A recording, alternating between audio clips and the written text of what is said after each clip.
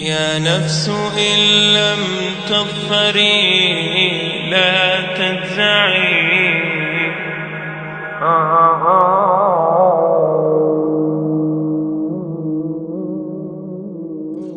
All the praise is for Allah,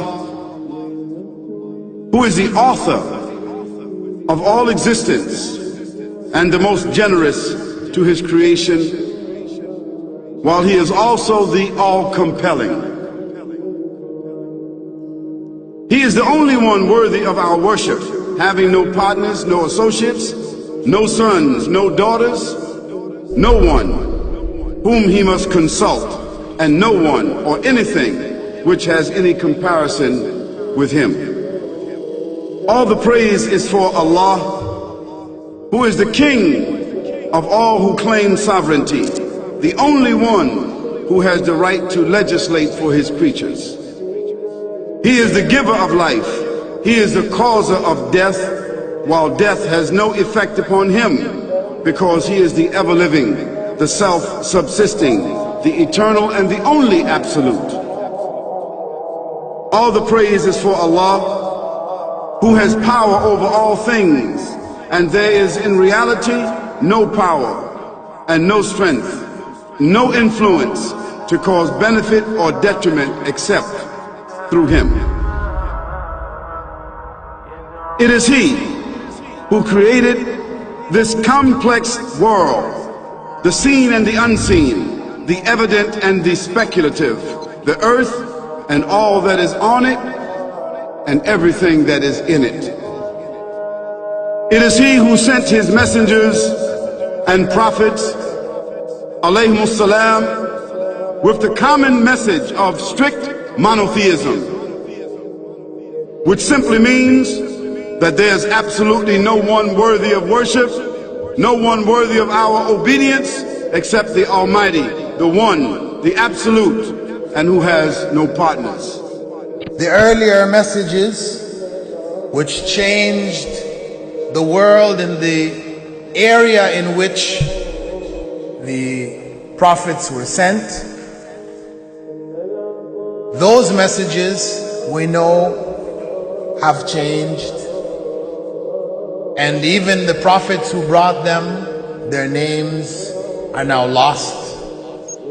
We just know in general because Allah told us in the Quran, وَلَقَدْ بَعَثْنَا فِي كُلِّ أُمَّةٍ رَسُولًا أَنْ يَعْبُدُوا اللَّهَ وَاجْتَنِبُوا الطَّاغُوتَ. I've sent to every nation a messenger, calling people to worship Allah alone and to avoid the worship of false gods. This essential message has been preserved in Islam in a way that it was never preserved before. Not because the message was different, because it was the same message, but because of the fact that there would be no other prophets who would come after Muhammad sallallahu alaihi wasallam. So therefore that message now had to be protected. It had to be preserved in a way none of the earlier messages were preserved. I will relate this. What you say you have come to know 40 years back, and what you call the Big Bang is already mentioned in the book which I read, the glorious Quran. It's mentioned 1400 years ago in Surah Anbiya, chapter number 21, verse number 30, which says, Avalam yaral lazina kafaru. Do not the unbelievers see anna samawati wal arda kanat ratkan fasaqnahuma, that the heaven and the earth were joined together and we clove them asunder. What you're talking about, the Big Bang, I try to imagine compressing a spring. I push it closer and closer and closer together so it's smaller and smaller and smaller, and I've stored a tremendous amount of energy in that spring, and when I let it go, it bursts out, it bursts out, it bursts out. the creation of the universe, which you came to know 40 years back, is already mentioned in this book, the glorious Quran, 1400 years ago. Who could have mentioned that in the Quran? So the atheists will say, maybe someone wrote, maybe it's a fluke, maybe it's a guesswork. A human being, regardless of who they are, or where they are, or what they do, will have this curiosity. They'll want to know, why am I here? How did I get here? And do I have a purpose? And if so, what is it? The only one who would really be able to answer that question would be the Creator Himself. If there is a Creator, it would be up to Him to tell us why we were created and what He expects from us and what this life is really about.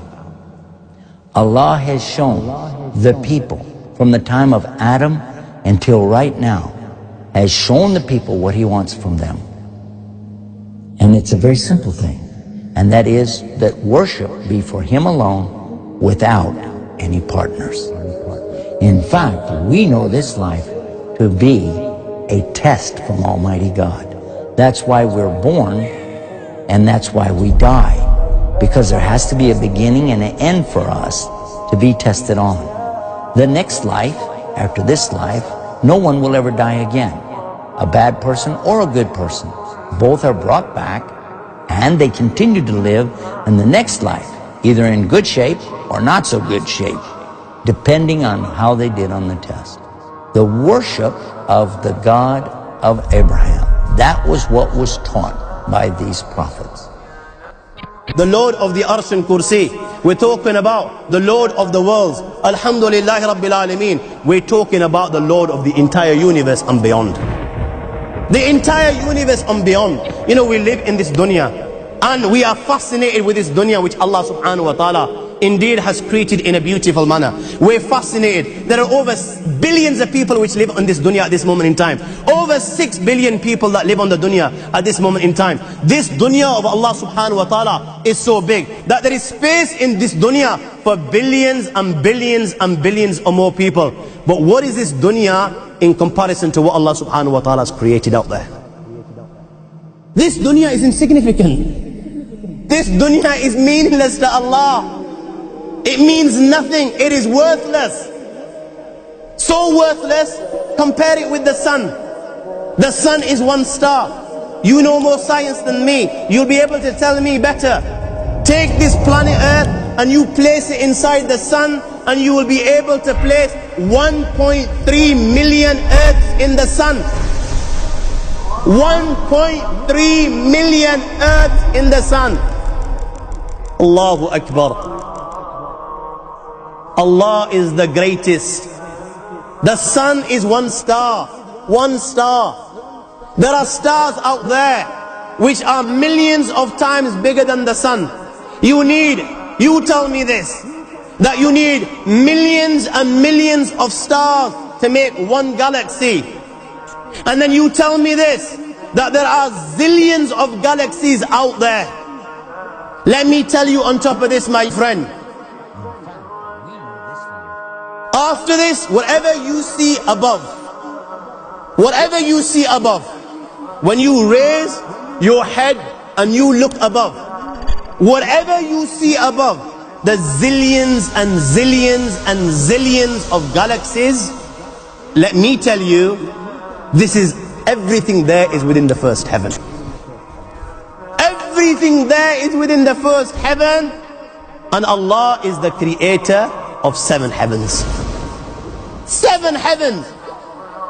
And the distance between the first heaven and the second heaven is 500 years.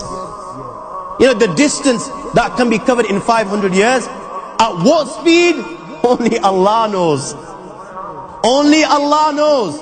But it will take 500 years to get from the first heaven to the second heaven. 500 years from the second to the third, third to the fourth, fourth to the fifth, fifth to the sixth, sixth to the seventh. Every time it will take 500 years. After the 7 heavens,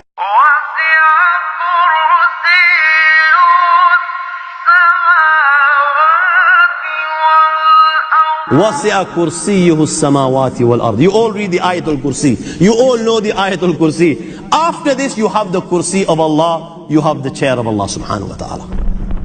You know these 7 heavens that we've just talked about, in comparison to the Kursi of Allah, they're non-existent. They're meaningless.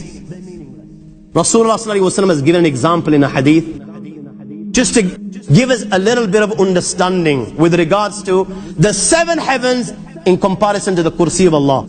Take a ring from your finger, take it off, the small ring that you have, and place it, let's say, in a desert, the Sahara Desert. It's the biggest desert in the world. You know that ring that we take off from our fingers and place it in the Sahara Desert? What comparison is in between the ring and the Sahara Desert? Nothing. Nothing. The 7 heavens is the ring, and the kursi of Allah is the Sahara Desert. After the kursi of Allah, you have the arsh of Allah. وَكَانَ أَرْشُهُ عَلَى الْمَاءِ. You have the arsh of Allah. Again, Rasulullah has explained, so just so that we can understand. Take the ring, place it in the desert. This time, the ring is the kursi and the arsh is the desert. What is the kursi in comparison to the arsh of Allah? Nothing. Then you have angels which carry the arsh of Allah. Their heads are in the 7th heaven and their feet are in the lowest earth. My friends, then you have the Lord of the arsh and kursi. لا تدركه الأبصار ويدرك الأبصار وهو اللطيف الخبير. He is beyond the size of Allah, who Allah is, what Allah is.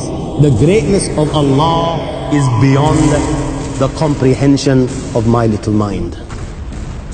This is the being that you and I are messing with.